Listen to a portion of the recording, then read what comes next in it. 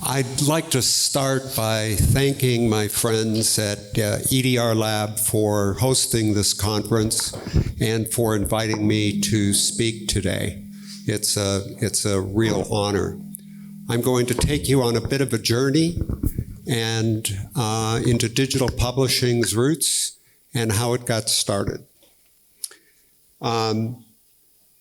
So first, in 1986, I left my job as a teacher in school and went for a degree in computer science.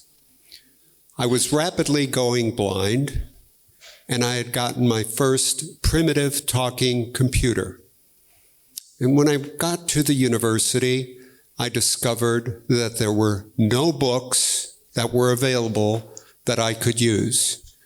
The analog cassette books that were available were not covering the materials covered in a computer science class. So there was absolutely no books available to me.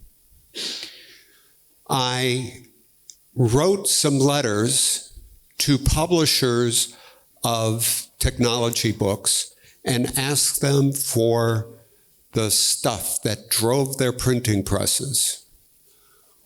Cybex, a publisher, they had the mastering series, mastering WordPerfect, mastering DBase, and so on, sent me 3 diskettes. And I put them into my computer and looked at them, and it was just gibberish. It was just garbage. Couldn't read anything. So I put them in my drawer, continued my studies, and at Christmas break in 1987, I started to write computer software to convert that into a digital book. By the end of Christmas break, I was sitting in front of my computer and my mouth was open. I was just blown away. I had my talking computer reading this book to me at that time. I instantly recognized that this was a breakthrough technology for people who are blind. That summer, I started computerized books for the blind and print disabled. And print disabled was coined. It was a term that, is being used today.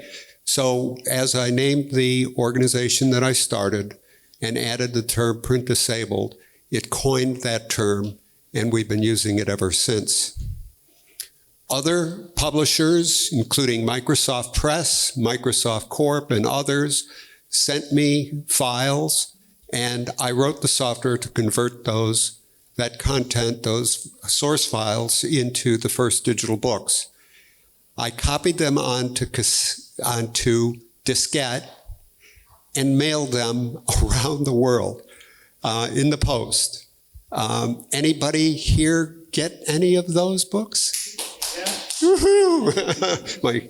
my old friends, that's great. Thank you, George. People loved it. The blind people that were using computers, it grew like wildfire. It was just tremendous. And I continued that for a while.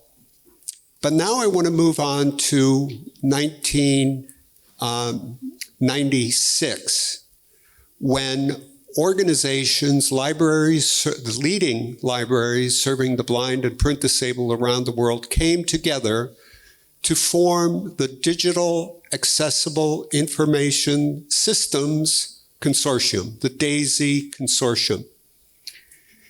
And they had a vision that information and knowledge should be available to everybody, including people with disabilities. The books, the audio books that were available at that time were on analog cassette, and the analog cassette was going away. It was just disappearing. It was becoming extinct. So the first job was to develop a specification for talking books that would allow those analog books to be digitized And we created the DAISY 2.02 specification, which became wildly popular. Later, we went on to develop DAISY 3, which included an XML markup for the textual content.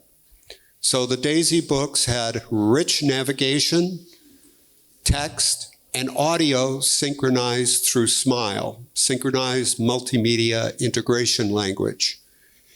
And that came from the W3C. The DAISY Consortium joined the W3C and helped to establish the Web Accessibility Initiative, the WAI. Okay.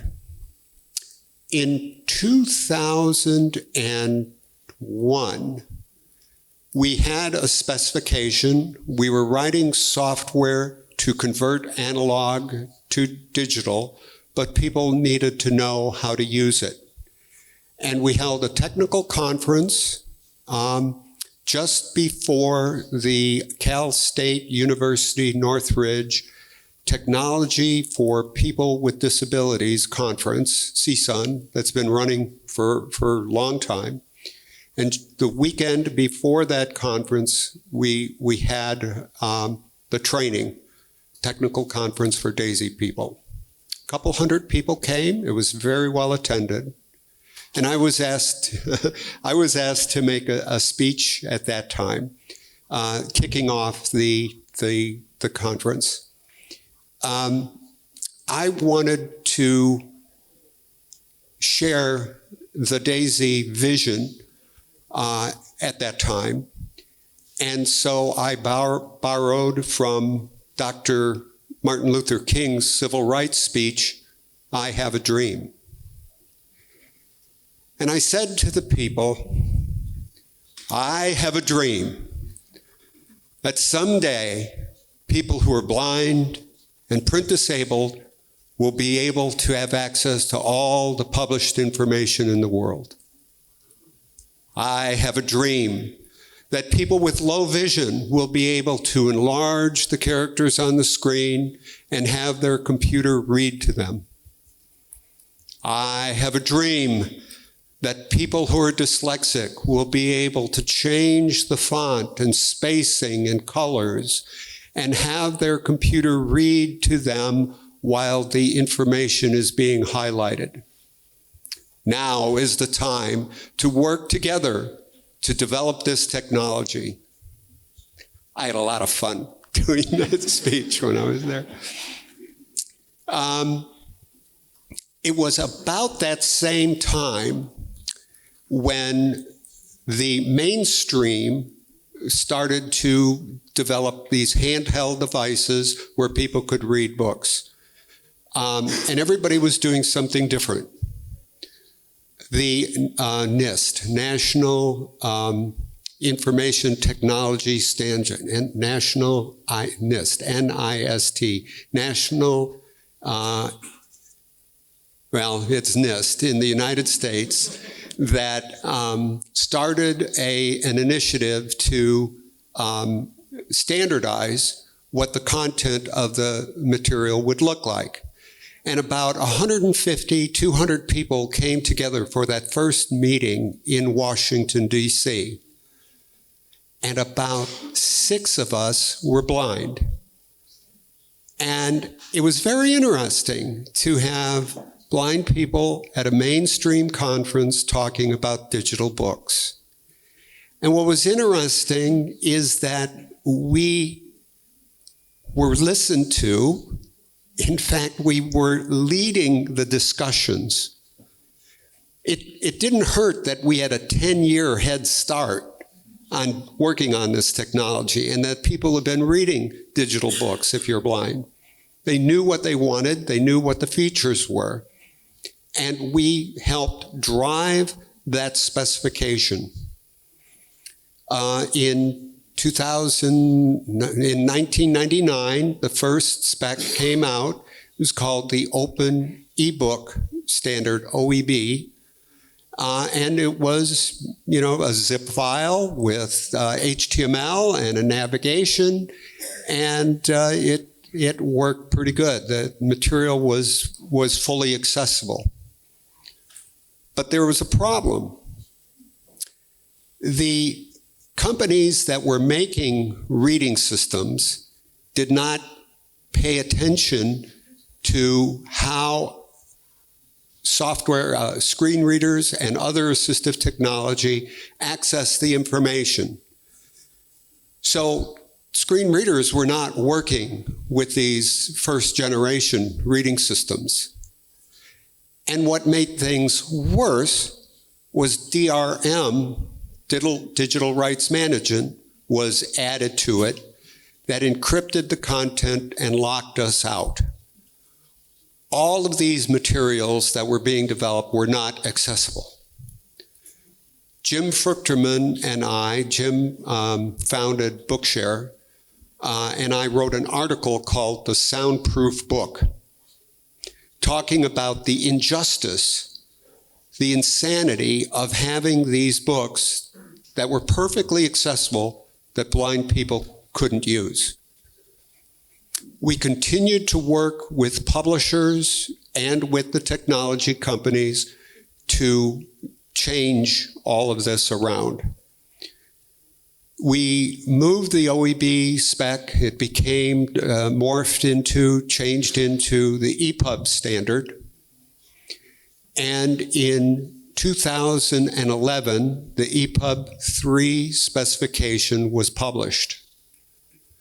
We brought this to the DAISY Consortium board, and the board decided to endorse that spec, adopt it, and put all of our resources into the mainstream developments. So DAISY 202 and DAISY 3 is still being maintained, but we didn't develop it any further. We put all of our efforts into EPUB. We also embraced web accessibility and the Web Accessibility Initiative, and we still work on HTML and the web because that's a fabulous source of information for everybody. The DAISY board also asked us to test reading systems, and we took over epubtest.org, epubtest.org, where we would test reading systems for their accessibility with assistive technology and how well they presented information to people with disabilities. I'm happy to announce that this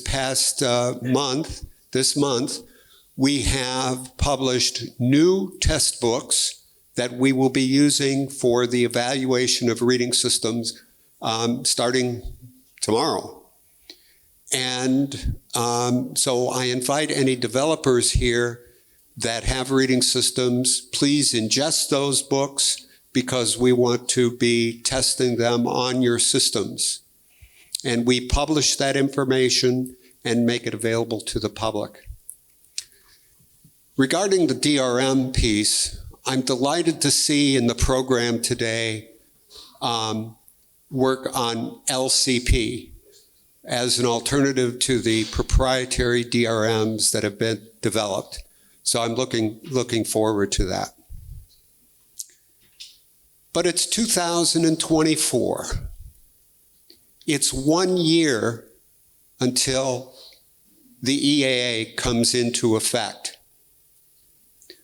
And the EAA promises that these books are going to be accessible to people with disabilities.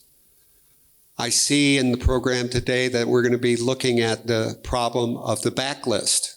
It's going to be a big problem. I'm looking forward to that presentation.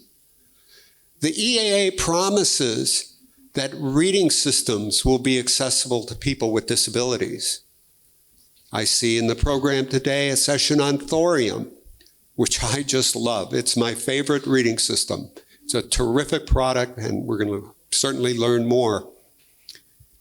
The EAA promises that people will be able to learn about the accessibility of the books before they're published. And we have here today some of the editors and authors of the User Experience Accessibility Guide for Accessible Metadata. We got Gregorio and Gautier and Avnish here and others that are working on this. And it will make it very clear how to present accessibility information to users before they buy.